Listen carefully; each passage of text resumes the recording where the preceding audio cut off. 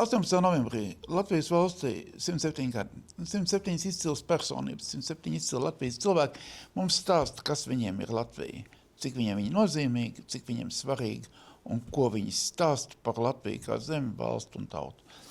Man sarunas biedra Ārta Ģiga, žurnāliste, pētniece, režisori, multifunkcionāls spēlētājs Latvijas informatīvajā telpā. Izstāst, kas tev Latvija? Pirmkārt, liels paldies par to pieteikumu par izcilajām personībām. Es jūtos tiešām ļoti pagodināti arī būt starp cilvēkiem, kur viedokli tu gribi dzirdēt par to, kas ir Latvija tās 107. dzimšanas dienā. Nu, tā ir, es sēžu zem vairākām cepurēm. Un tas mans lielākais prieks par Latviju un Latvijas cilvēkiem ir nāk tieši no tās radošās puses. Tik daudz radošu, tik daudz ģeniālu cilvēku kā šeit nav nekur. To es zinu gan tāpēc, ka esmu daudzkārt bijusi, gan arī sadarbojoties ar kolēģiem no Polijas vai Luksemburgas. Viņi ir par to pārsteigti. Viņi tiešām ir pārsteigti par to, ka šeit var iziet uz ielas un satikt ģēnijais ģēniju. Mums var nākt pretī Raimonds Pauls un Rihards Zaļupe un Pēters Vasks. Un tā nav situācija, kas ir ikdiena viņiem. Viņi tiešām par to ir pārsteigti. Un es domāju, ka tas arī ir tas mūsu lielākais tādas patiesas skaistuma avots ir šie cilvēki, kas spēj to ieraudzīt un spēj šo patieso skaistumu radīt. Un man ir priecīgi tā diena, kad man rīt sākās ar to, ka zvana Jānis Streičs un saka, pierakstīja, es izdomāju epizodu tavai filmai. Un tas, ka viņi spēja radīt šo patieso skaistumu, ir vēl savienots ar to, ka viņi ir patiesi dāsni tajā dalīties ar to, ko viņi māca, ko viņi var izdarīt, un tas viss kopā veido vienkārši kaut kādu neticamu savienojumu tieši šeit, šajā mazajā teritorijā pie Baltijas jūras, kuru mums ir tas gods apdzīvot. Tā kā man Latvija ir šie radošie cilvēki, un laikam tas mirklis, kad kāds klauvē pie durvīm un saka, klausies, man ir ideja. Jo ir skaidrs, ka tur tas būs kaut kas foršs, gan tas ceļojums visiem kopā to darot, gan tas rezultāts. Un lai kādi ir šie dažādie rezultāti un dažādie ceļi, pats šis radīšanas process ir unikāls, un tas ir iespējams tikai šeit. Un tā ir laikam tā mana lielākā Latvijas esence šobrīd.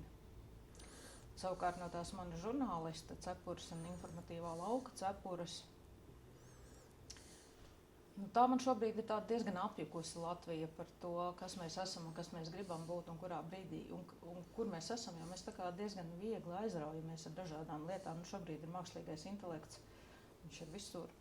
Un mēs par to runājam tā, it kā mēs to tiešām saprastu, lai gan par to var runāt apmēram citējot Vonegūtu no viņa grāmatas Vokatuvē numur 5, kur bija tāds tēls, kurš skatījās uz dzīvi caur tādām divām trubām, kas bija piemetināts pie tādas platformas, kas tā lēni kustējās, un viņš to skatījās un teica, tā ir dzīve.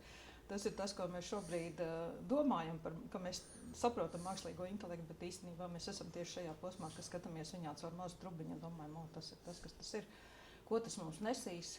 Un galvenais ir mums pārāk tā neaizrauties, lai mēs pazaudējam, kas mēs esam šajā punktā. Jo var redzēt, ka tās lietas notiek pēdējos 30 gadus. Mums ir izaugusi paudze, kas vairs nerunā īsti latviski, nevēlās runāt latviski, savstarpēji runā angliski bērni, tāpēc, ka tas viņam liekas pieņemamāk, un viņi nesaskata šo skaistumu tieši šajā valodā, šajā kultūrā un šajos cilvēkos, kas ir šeit. Viņi meklē kaut kur ārpus. Lai gan, man pieredze saka, ka tas ir jāmeklē šeit, un tā unikalitāte ir tieši šeit. Tev trešā kāja? Trešā? Kas bija trešā? Tu pat teici, ka tas... Informatīvais, jā. Jā.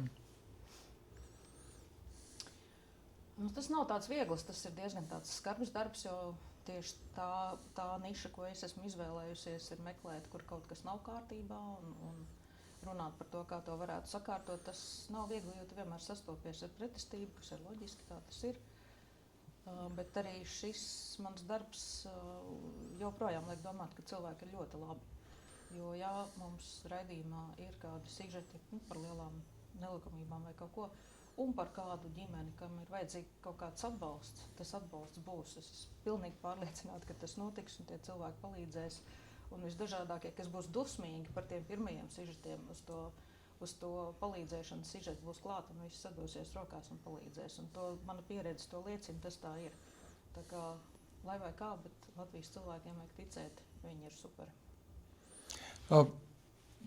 Tu regulāri uzņem kādu filmu, kas patiesībā ļoti radošs process. Ko nozīmē būt radošam cilvēkam Latvijā?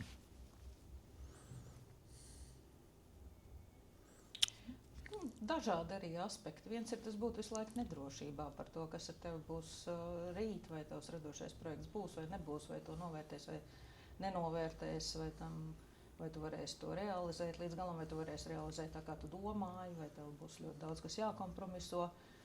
Tas ir radošs cilvēka tāda ikdiena Latvijā. No otras puses ir neskatoties uz to, ka tas tā ir, un ka visi zina, ka kultūra nav pārāk labi finansēta, un tās iespējas tur nav pārāk lielas. Ir ļoti daudz cilvēku, kur vienalga katru dienu izvēlās to darīt no jauna un sasniegt tādas virsotnes, kā nevar sasniegt tie, kuriem ir daudz labāk tā situācija.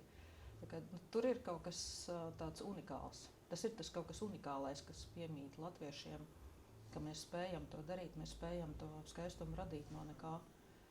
Un tas vienmēr ir svarīgāk nekā tas grūtību ceļš, ko mēs ejam uz to rezultātu. Tomēr pasaka vienu vēlējumu valstī, zemē un tautai.